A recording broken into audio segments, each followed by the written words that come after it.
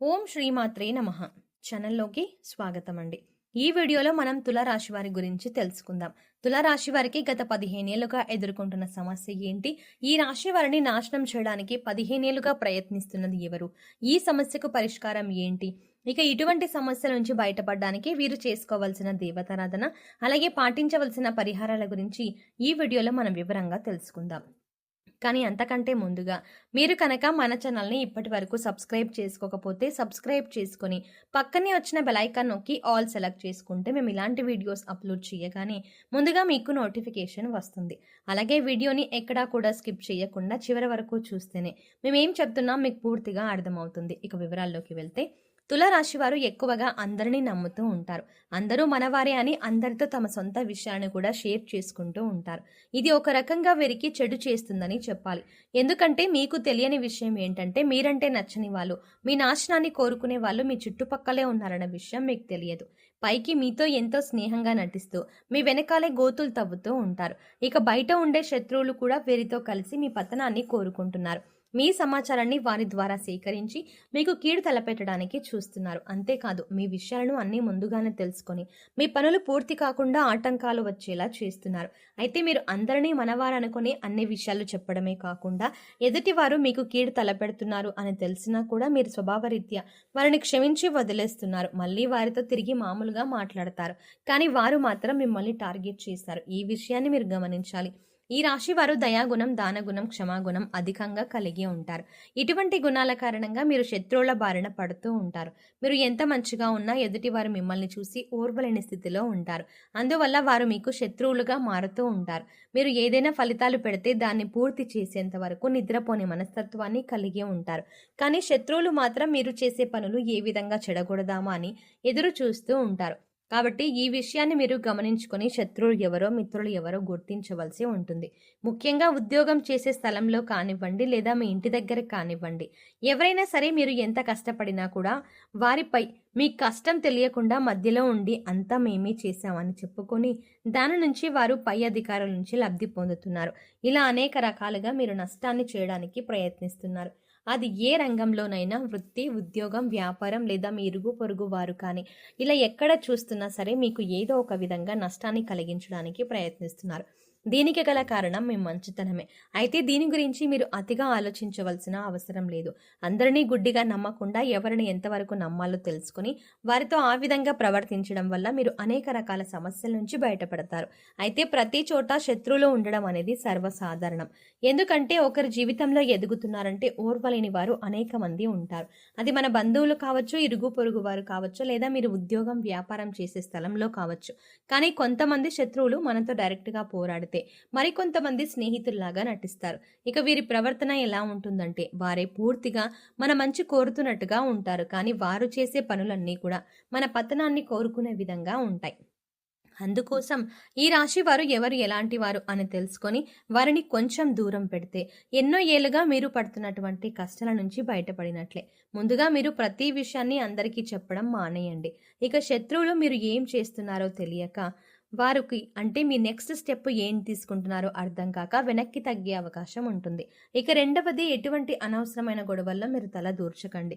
ఎక్కడైనా గొడవ జరుగుతుంటే కూడా మీరు ఆ గొడవలు ఇన్వాల్వ్ అవ్వద్దు. ఒకవేళ మిమ్మల్ని మధ్యవర్తిత్వం అడిగినా కూడా మీరు అందుకు వెంటనే రెస్పాండ్ అవ్వకండి. లేదంటే మీరు చిక్కుల్లో పడే అవకాశం ఉంటుంది.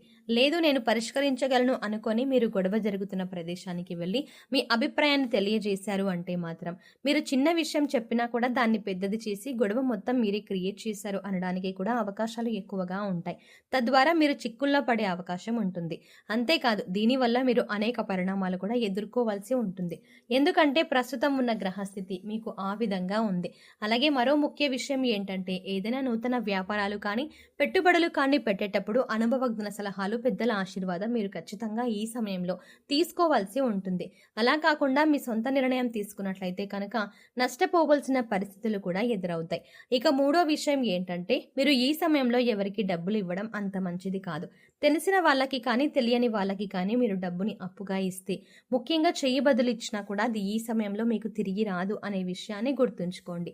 అలాగే మీరు డబ్బులు అప్పుగా తీసుకున్నా కూడా వడ్డీ ఎక్కువగా కట్టవలసిన పరిస్థితి ఏర్పడుతుంది. అందుకోసం డబ్బులు తీసుకునే విషయంలో కూడా తగిన జాగ్రత్తలు తీసుకోండి. రాతపూర్వకంగా డబ్బులు ఇచ్చి పుచ్చుకుంటే మంచిది, లేదంటే అనవసరంగా చిక్కుల్లో పడే అవకాశం ఉంటుంది. ఇక ఇటువంటి సమయంలో కూడా మీ శత్రువులు మీకు ఏ విధంగా ధన నష్టం కలిగిద్దామా అని ఎదురు చూస్తున్నారు. ప్రస్తుత పరిస్థితి అంతగా బాలేదు కాబట్టి ఈ జాగ్రత్తలు తీసుకోండి.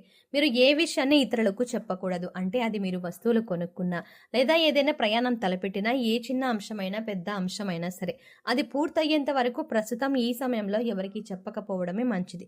ఎందుకంటే మీ శత్రువులు మీరు ఏం చేస్తున్నారు, మీరు చేస్తున్న పనిలో ఆటంకాలు ఎలా కలిగించాలి, ఆ పని పూర్తి కాకుండా ఏం చేయాలి, మిమ్మల్ని ఎలా నాశనం చేయాలి, మీ ధనాన్ని ఎలా నష్టపరచాలి అని ఎదురు చూస్తున్నారు. కాబట్టి ఈ విషయాల్లో జాగ్రత్తగా ఉండండి. ఇక ఈ రాశి వారికి ఆరోగ్యం పట్ల పెద్దగా శ్రద్ధ ఉండదు. కాబట్టి ఈ సమయంలో మీరు ఆరోగ్యం పట్ల తగిన జాగ్రత్తలు తీసుకోవాలి. మారుతున్న వాతావరణం వల్ల జలుబు, దగ్గు, జ్వరం వంటి సమస్యలు ఈ సమయంలో మిమ్మల్ని వేధించే అవకాశం ఉంది. అందుకోసం ప్రతిరోజు కొద్దిగా గోరువెచ్చని నీరు తీసుకొని యోగా, వ్యాయామం, మెడిటేషన్ చేస్తూ ఆరోగ్యాన్ని కాపాడుకోవాల్సిందిగా సూచించడం అయినది. అలాగే ఎవరైనా కష్టాల్లో ఉంటే మీరు చలించిపోయే మనస్తత్వాన్ని కలిగి ఉంటారు. అందువల్ల మీరు ఇబ్బందులు పడుతున్నా కూడా ఎదుటి వారికి సహాయం చేయాలి అనే ఆలోచనను అధికంగా కలిగి ఉంటారు. ఇదే మీకు ఒక రకంగా శ్రీరామ రక్ష అని చెప్పవచ్చు. ఇటువంటి గుణం కారణంగా మీరు అనేక సందర్భాల్లో ఇబ్బందికర పరిస్థితుల నుంచి చాలా తేలిగ్గా బయటపడ్డారు. ఈ విషయాన్ని గుర్తుంచుకోవాలి. ఇక శత్రువుల నుంచి బయటపడడానికి, అలాగే చేస్తున్న పనుల్లో విజయాన్ని పొందడానికి ఈ సమయంలో మీరు చేసుకోవాల్సిన దేవతారాధన, అలాగే పాటించవలసిన పరిహారాల గురించి చూసుకున్నట్లయితే ప్రతి శుక్రవారం దుర్గాదేవి ఆలయాన్ని దర్శనం చేసుకోండి. వీలు కాని వారు ఇంట్లోని అమ్మవారి దగ్గర దీపం వెలిగించి దుర్గాదేవి స్తోత్రాలు చదువుకోండి. ప్రతినిత్యం సంకటనాశన గణేశ స్తోత్రాన్ని చదువుకోవడానికి ప్రయత్నించండి. అలాగే ఓం గం గణపతియే నమః అనే మంత్రాన్ని జపించండి. ఇలా చేయడం వల్ల మీరు తలపెట్టిన పనుల్లో ఆటంకాలన్నీ కూడా తొలగిపోతాయి. దుర్గాదేవి మిమ్మల్ని శత్రువుల నుంచి కాపాడుతుంది. ఇక ఈ సమయంలో మీరు పాటించవలసిన పరిహారాలు చూసుకున్నట్లయితే అనాథ పిల్లలకు, లేని వారికి అన్నదానం చేయండి. కనీసం ఒక్కరికైనా కడుపు నిండా భోజనం పెట్టండి. శనిదేవుడికి తైలాభిషేకం చేయించుకోండి. పశుపక్షాదులకు, మూగజీవాలకు తాగడానికి నీళ్లు, తినడానికి ఆహారాన్ని అందించండి. సో చూసారు కదండి, తులారాశి వారికి శత్రువులు ఎవరు, వారు మీతో ఎలా ప్రవర్తిస్తారు, మీరు ఎటువంటి జాగ్రత్తలు తీసుకోవడం వల్ల శత్రువుల బారి నుంచి బయటపడవచ్చు, అలాగే ఈ సమయంలో మీరు చేసుకోవాల్సిన దేవతారాధన గురించి, అలాగే పాటించవలసిన పరిహారాల గురించి ఈ వీడియోలో మనం వివరంగా తెలుసుకున్నాం కదండి. ఈ వీడియో మీకు నచ్చినట్టయితే లైక్ చేయండి. అలాగే మీ ఫ్రెండ్స్ అండ్ ఫ్యామిలీ మెంబర్స్లో ఎవరైనా తులారాశి వారు ఉన్నట్లయితే వారితో ఈ వీడియోని షేర్ చేసుకోవడం మర్చిపోకండి. కానీ అంతకంటే ముందుగా మీరు కనుక ఇప్పటి వరకు మన ఛానల్ని ఇంకా సబ్స్క్రైబ్ చేసుకోకపోతే వెంటనే సబ్స్క్రైబ్ చేసుకోండి. అలాగే పక్కనే ఉన్న బెల్ ఐకాన్ క్లిక్ చేసి అందులో ఆల్ సెలెక్ట్ చేసుకుంటే మేము ఇలాంటి వీడియోస్ అప్లోడ్ చేయగానే ముందుగా మీకు నోటిఫికేషన్ అందుతుంది. మరో చక్కటి వీడియోతో మళ్ళీ కలుద్దామండి. ఓం శ్రీ మాత్రే నమః.